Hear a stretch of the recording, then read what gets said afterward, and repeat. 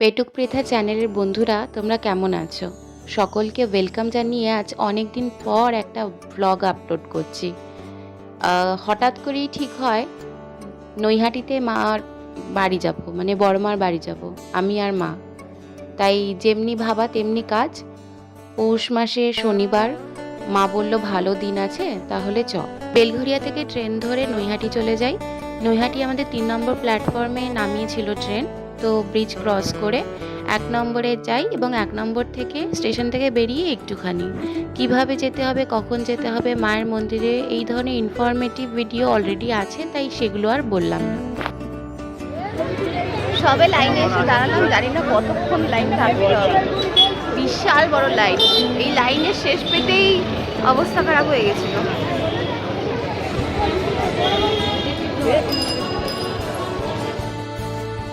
আমরা লাইনে দাঁড়িয়েছিলাম 12টা 8 নাগাদ, আর 2 ঘন্টা পর আমরা এখানে এসে পৌঁছই। তা 2 ঘন্টা লাইনে দাঁড়িয়ে থাকার পর এখনো অনেকটা লাইন, মনে হয় আরো 1 ঘন্টা অন্তত থাকতেই হবে, 1-1.5 ঘন্টা লাইনে দাঁড়াতে হবে। আর আমাকে নিয়ে চিন্তাটা ছিল না, চিন্তা ছিল মাকে নিয়ে। তবে মোটামুটি বেশ কয়েকবার আমি মাকে বসানোর মতন একটা ব্যবস্থা করতে পেরেছিলাম। যেখানে একটু পরিষ্কার জায়গা দেখছিলাম, মাকে বলছিলাম তুমি একটু বসে নাও। আসলে এতক্ষণ দাঁড়িয়ে থাকার অভ্যাস তো নেই। নৈহাটির গঙ্গা পাশেই ফেরিঘাট।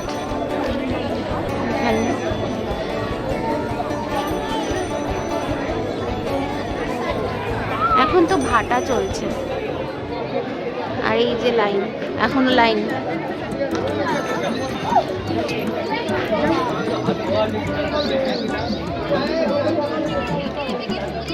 লাইন দেখতে যাচ্ছি, কত দূর লাইন আছে এখনো।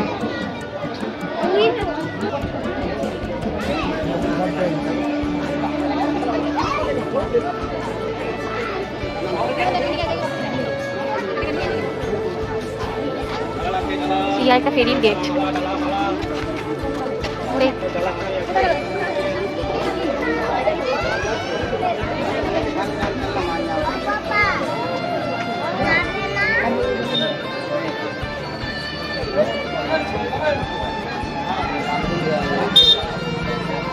আন্দাজ করেছিলাম যে লাইন হতে পারে, কিন্তু এতটা যে সাংঘাতিক লাইন হবে সেটা বুঝতে পারিনি।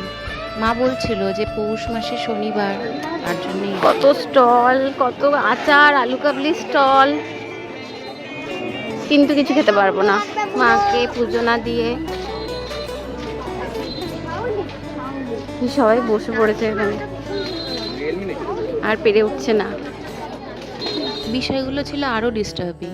আচারের স্টল, রাধা বলল বিক্রি হচ্ছে নিরামিষ, কচুরি বিক্রি হচ্ছে, মিষ্টি, কত কিছু। এত কিছু খাবারের জিনিসপত্র দেখে আমার মতন একজন পেটুক মানুষ কি চুপ থাকতে পারে? তাই কিছুটা ব্যস্ত হয়েই দেখা লাইন কত দূর। আমি কদিন আগে একটা ব্লগ দেখলাম, তাতে বলছে স্বপ্নবিথি পার্ক চলে এসছে। আরে আমরা তো এখন অব্দি স্বপ্নবিথি পার্কও পৌঁছতে পারিনি। হে ভগবান,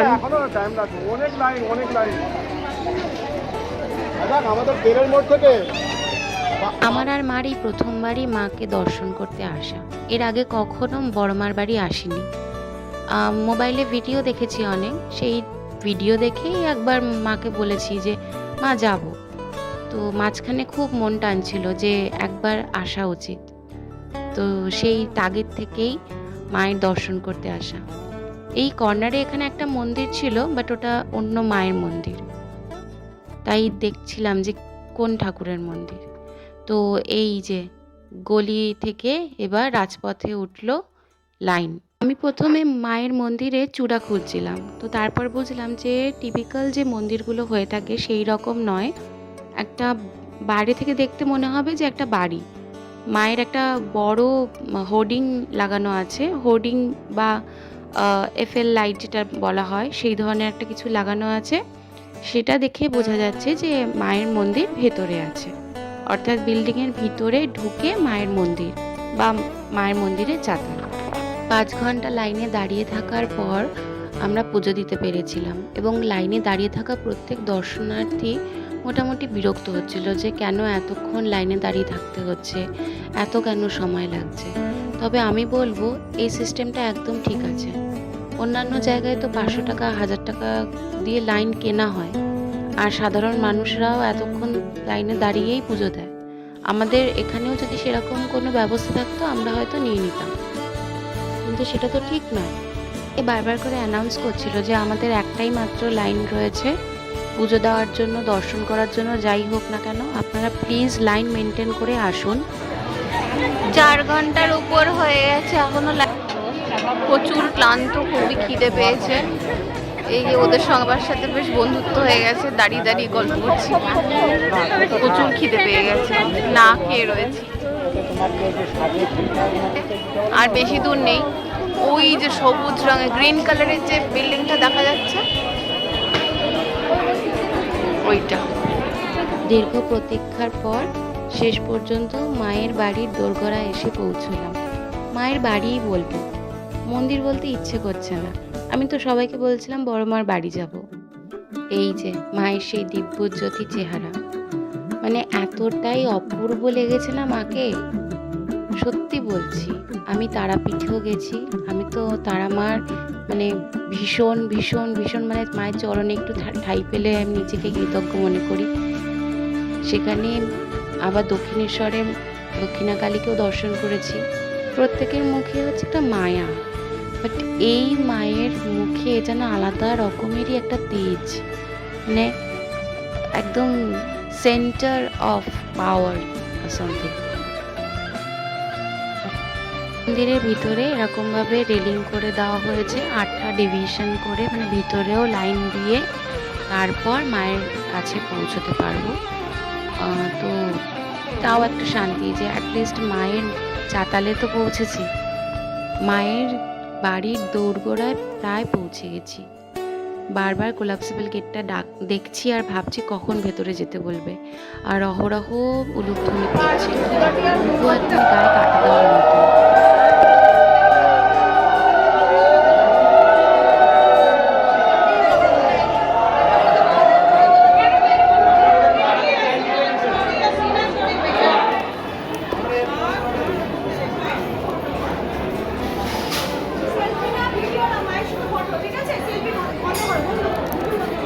শুনতেই পেলে সেলফি ভিডিও তোলা বারণ, তার জন্য দূর থেকে মায়ের যেটুকু ফটো তুলতে পেরেছি সেটুকু এখানে দিয়ে দিলাম। তোমরা দেখো, প্রণাম জানিও।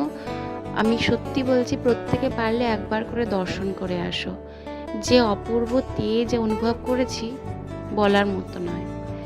এবার পুজো দিয়ে বেরিয়ে এতটাই খিদে পেয়ে গেছিলো, আর লাকিলি আমরা যেখান থেকে ডালা নিয়েছিলাম, নাম হচ্ছে গীতাশ্রী বস্ত্রালয়, তার ঠিক পাশেই এই অপূর্ব ডেকোরেটেড একটা বাঙালি রেস্তোরাঁ খুঁজে পেয়েছিলাম, পরিষ্কার পরিচ্ছন্ন এবং খাবারও ভীষণ ভালো ছিল।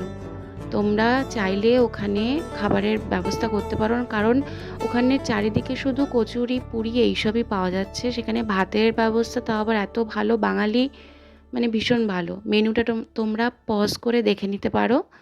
আর আমাদের দেওয়া হয়েছিল শুক্তো, বাঁধাকপি, আলু ভাজা, লেবু, ডাল, ভাত। আবার আমি ভেবেছি এইটুকুই, তারপরে আবার দেখলাম ছানার ডালনা, চাটনি, পাঁপড়, জল এইসবও দিয়ে গেল। তো আমাদের ঘোরাটা তো ভীষণ ভালো হয়েছিল। একটু টায়ার্ড হয়ে গেছিলাম, কিন্তু মায়ের আশীর্বাদে একদম ভালো আছি। তোমরাও একবার ঘুরে আসতে পারো।